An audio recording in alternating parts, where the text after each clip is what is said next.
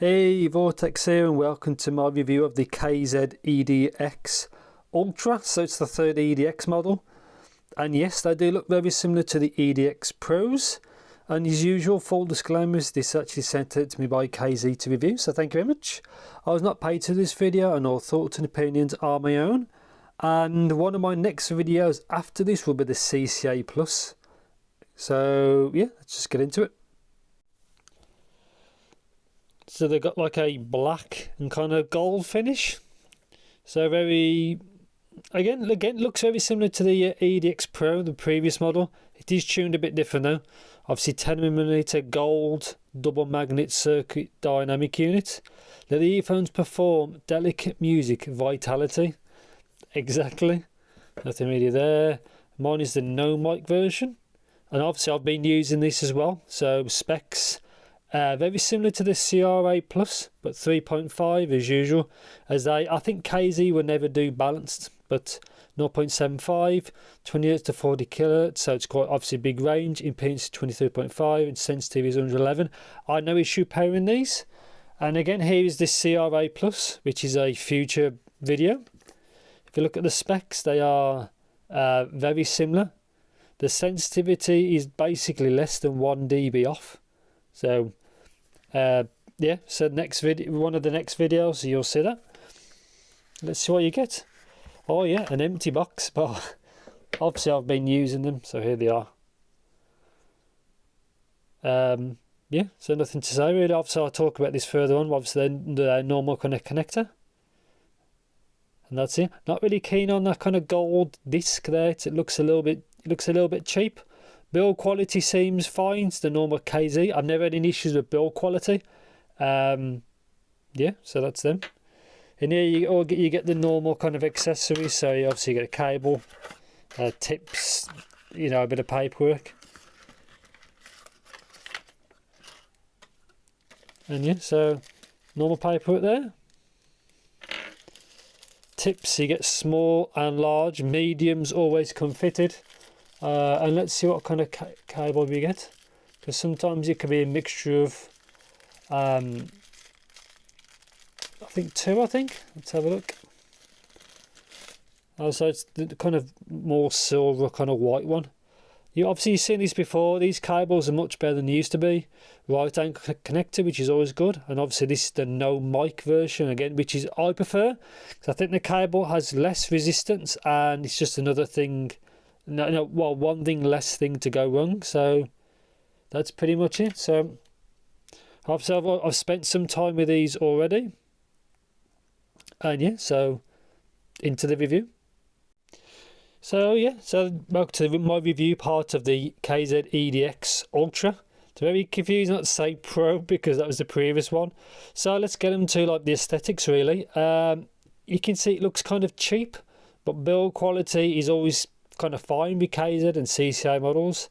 I'm not really keen on this kind of disc. It looks, like I said, looks a little bit, makes it look a little bit cheap, but it's fine really. So obviously single dynamic driver, it's the normal connector type there.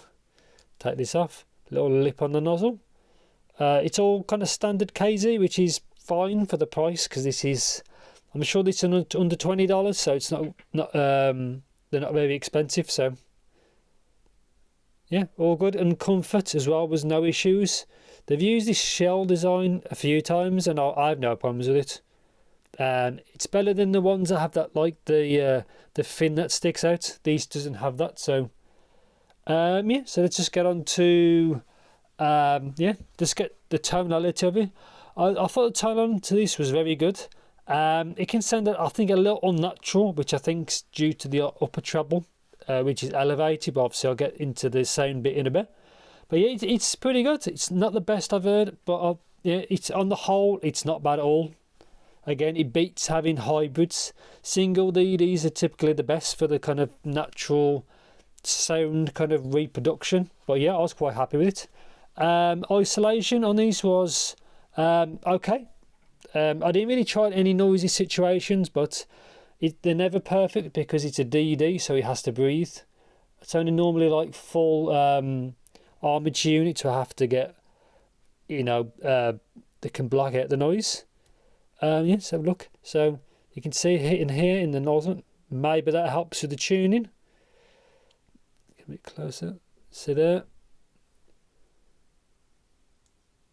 So yeah, maybe that helps with the tuning, but that's what the actual dampener looks like in this. So power and sensitivity, I had no issues at all with this. As you can see from the specs, it wasn't very difficult at all. I didn't really find I didn't find it picky either, which is kind of cool. Yeah, so nothing out of the ordinary really. Stage, I thought it had some good width to it. Again, these are IEMs, they're not like headphones. The sound comes from the ear canal. So I think a lot of people talk about staging a bit much on IEMs, you know, that in your ear canal, they're not like headphones where it's the sound comes from outside your head. But yeah, but the actual width was okay, the imaging was fine really. I was perfectly happy with it really. So yeah, let's talk about what we're here for is sound. So I'll overlay a graph now so you can see what they look like. And yeah, so compared to something like the CRA, this is a more of a bass orientated, well, mid bass and upper bass kind of is more forward. It's easily noticeable compared to like the CRA, which had less mid bass but more sub bass. I think people might prefer this tuning more than that.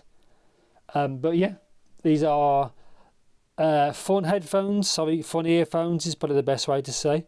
I like these, I think they're great. They're not perfect, but I'll get to that in a bit. But yeah, these are definitely on the bassy side. And obviously my graph rolls off, like I say, like under 60 Hz, 50 Hz. The sub bass doesn't really roll off as much as it looks. So that's just one thing to bear in mind. But yeah, the low end is good. I think it's solid, especially for what you're paying. Value for money is getting really good these days, I think, on the low end compared to what it used to be. But yeah, the low end is fun. I like it. If you like things more neutral, you probably won't like this kind of bass because it bleeds a bit into the mids. I think it sounds exciting, shall we say. But yeah, I like it. So mids, a little bit scooped out, as you can see, but it's not too bad. I do like that these are not shouty at the upper mids. Female vocals sound, yeah, they sound fairly natural, to be honest. I was quite happy with it. I prefer when the graph looks like that instead of really boosted. I don't like that because it just sounds kind of fake. Well, that's my opinion anyway. But oh yeah, the mids are fine. They don't really shout out much, but I was perfectly happy with them. Again, the bass bleeds into the low mids quite a bit, so you have to depend if you do like it thick towards the bottom. But yeah, I'm fine with it. So yeah, treble, which is probably a good and bad thing with this, is the lower treble is not as elevated as some of the models before. I like that. I do like the lower treble part compared to some what people call shouty, which is not really a proper term, but it just means it's not like really elevated in the lower treble part. I like what they've done with the treble. It is elevated further up, where really you want it to taper off a bit. Well, not too much, but off a bit. This doesn't really taper off much, so you can get fatigue. So if you understand frequency graphs, like past 6 and 7 and 8, you want it to go like roll off gradually. This doesn't, it keeps it elevated. So this is one of the reasons why it can sound a little artificial, is because it's kind of boosted in the area, not crazy boosted, but it's just elevating more than you'd kind of expect. I found this at lower volumes was a really good piece of tuning. Obviously, if you turn it up and whatever music genres you listen to, you may find the treble fatiguing a little bit. But it doesn't have any weird, it doesn't have any crazy spikes in this. There's a bit of one at 12 where you ultimately want it further up. But most of your music listening isn't done at 12.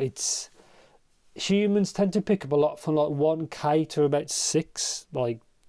That's where the main chunk of your listening is done. But I don't mind this elevation. It gives, as I say, gives a bit more extra detail.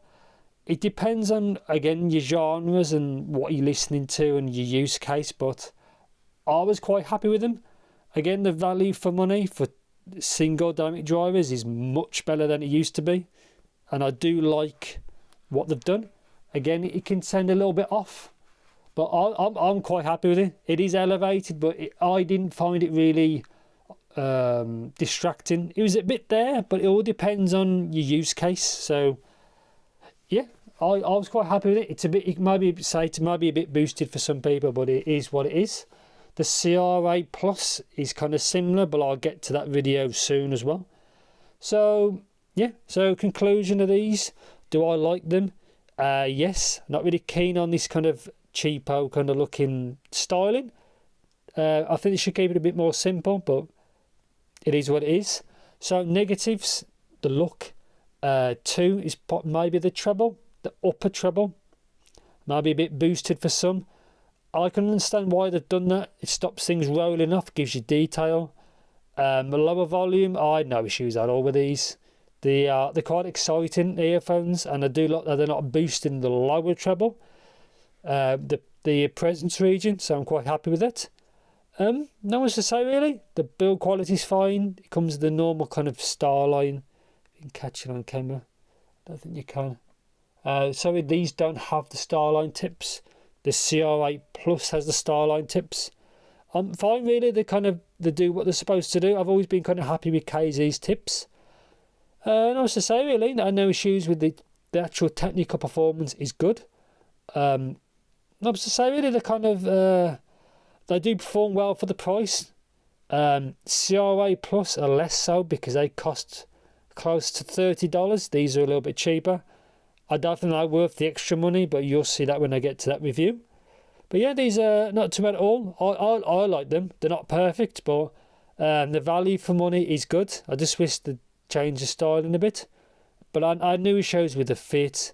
The sound quality, I think, is good for what you're paying. These are much better than the EDX and the EDX Pro before them, but you've got the EDA balanced, which I think may be better. I'll have to double check that. I might have to do an affordable dynamic driver comparison soon. It depends, because KZ keep releasing so much stuff. It's hard to keep track, and videos can then be no longer irrelevant because they've released so much. But yeah, I do recommend these. If you find these for the right price, I'd say they're definitely worth it. The treble tolerance is up to you, shall we say. But yeah, on the whole, these are not too bad at all. Yeah, I like what they did. They're not perfect, but they actually they got good performance. So yeah, if you know anything in particular, let me know in the comments as per usual. And yeah, thanks for watching.